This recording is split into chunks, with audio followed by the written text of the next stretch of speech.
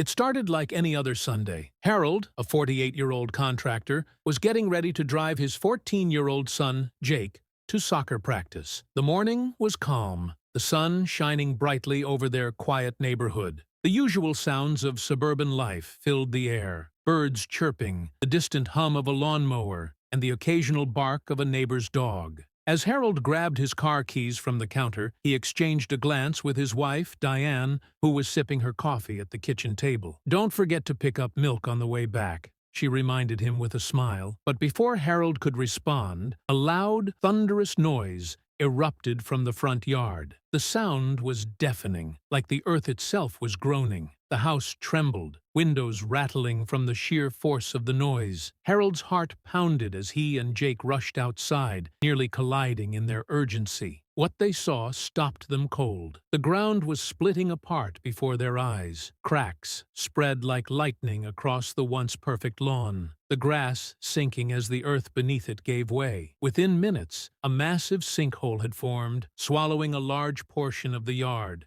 The gaping hole was wide and dark, its edges crumbling as dirt and debris tumbled into the void. Jake, wide-eyed and curious, took a step forward. "Dad!" Harold yanked him back, his grip firm. "Stay away from there!" he barked. "We don't know how deep this goes." Neighbors began to gather, drawn by the commotion.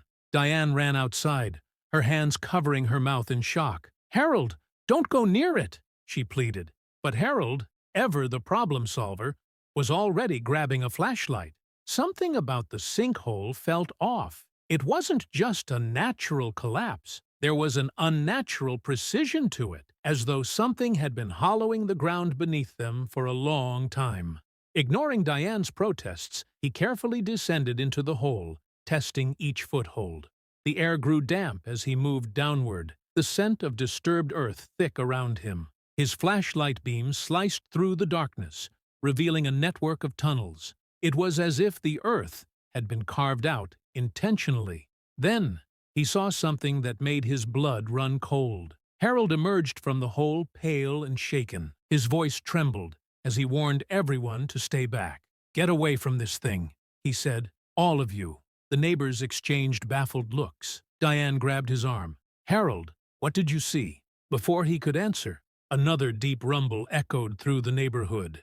The ground shuddered, and a fresh crack split the road, running straight toward their neighbor's garage. With a sickening crunch, the structure collapsed into the ground, sending up a cloud of dust and debris. Panic spread like wildfire. People shouted. Some ran back into their homes. Others helped the affected neighbors. Harold knew they couldn't wait for help. He pulled out his phone and called emergency services, explaining the situation in urgent tones. But the response was disheartening. "It's Sunday," the dispatcher said. "We'll send someone tomorrow." Harold's frustration boiled over. "Tomorrow might be too late," he shouted. He wasn't wrong. The cracks were spreading rapidly, threatening to swallow more of the town. Realizing that official help wouldn't come in time, Harold took charge. He rallied the neighborhood, urging everyone to stay calm and work together. Two men, Marcus and Lawrence, stepped forward, volunteering to help him investigate further. Armed with flashlights, rope, and sheer determination, the trio followed the cracks leading out of town. Their search took them into a dense forest on the town's outskirts, where they stumbled upon the answer to their nightmare: an old, abandoned gold mine. Except it wasn't abandoned. Inside, they found evidence of recent activity: tools, fresh footprints, even the unmistakable scent of nitroglycerin.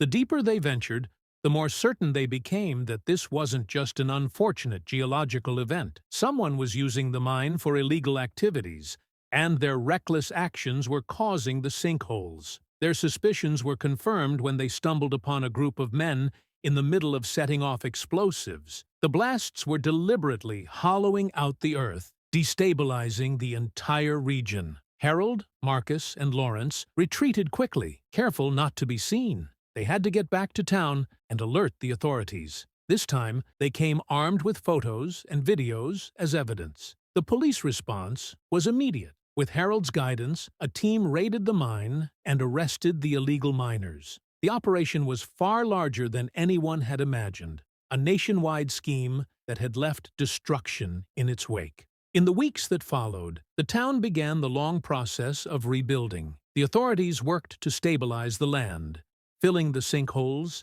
and sealing off the mine permanently. The gold that had been stolen was recovered, and the local government pledged to use the proceeds to repair the damages. Harold, with his experience as a contractor, was put in charge of the reconstruction efforts. He worked tirelessly, leading teams to repair roads, rebuild homes, and ensure the town's safety. What had once been a disaster zone slowly transformed back into a thriving community. As the weeks turned into months, the town emerged stronger than ever. Harold found himself at the center of the rebuilding effort, and the community's gratitude was evident in the way people treated him. Strangers offered him coffee, kids waved excitedly when they saw him, and local businesses hung signs that read, "Thank you, Harold." A special town meeting was held, where Harold was honored with an award for bravery and leadership. As he stood before the gathered crowd, his heart swelled with pride. "Today, we stand together as a united community," he said. "We faced a crisis, but we didn't let it break us. This town is my home, and all of you are my family." The story of Harold and the sinkhole became a testament to resilience, community, and the power of standing together in the face of adversity. What had begun as an ordinary Sunday had turned into a fight for survival, and ultimately a victory for everyone who called the town home. And in the end, as the sun set over a town that had endured and thrived, Harold looked out over the place he had helped rebuild, knowing that sometimes true strength isn't about individual effort, but about the bonds that hold a community together. Like, share, and subscribe for more inspiring stories.